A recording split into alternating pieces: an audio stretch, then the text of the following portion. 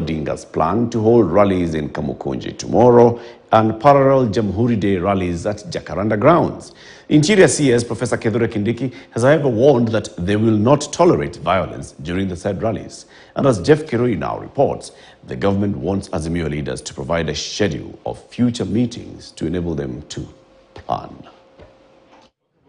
Barely hours to Raila Odinga's planned rally in Kamukunji grounds to protest against President William Ruto's leadership, Interior Cabinet Secretary Professor Kindiki has challenged the organizers to ensure the meeting is peaceful. While I want to confirm that the government will not be engaged in any obstruction or resistance of people who want to lawfully picket, demonstrate, or assemble, we are on high alert and we are fully engaged to ensure no Kenyan limits the rights of another Kenyan who is not participating in this activity by way of trying to interfere with their businesses, their activities, or their peace. Kindiki further asking Azimio leader Raila Odinga to furnish the government with a schedule of planned meetings.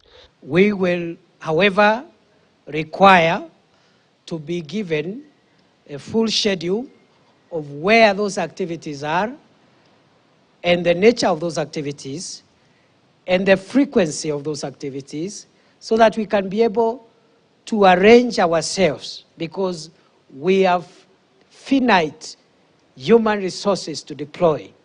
And these human resources are in competition. The economy is competing for the number of police officers we have. So we cannot deploy the entire contingent of the entire police service just because of one section of society. President William Ruto had cautioned the opposition of consequences should the meetings turn violent, leading to destruction of property. The same way we have done with the MAGAs of Nairobi, the same way we are ruthlessly pursuing the bandits in the north of our country, the same way we are engaged to ensure that we keep terrorists at bay, is the same way we will ruthlessly deal with any Kenyan who wants to use the democratic space of our constitution to interfere with the rights and freedoms of other Kenyans. Kenya Union Party, a constituent of Azimio coalition, has dissociated itself from the rallies. Party leader Professor John Lonyangapuo says the party was not consulted.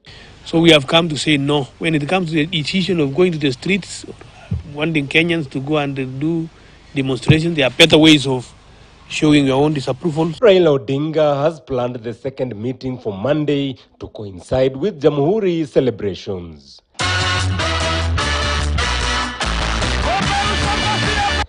Jeff Kirui, KTN News.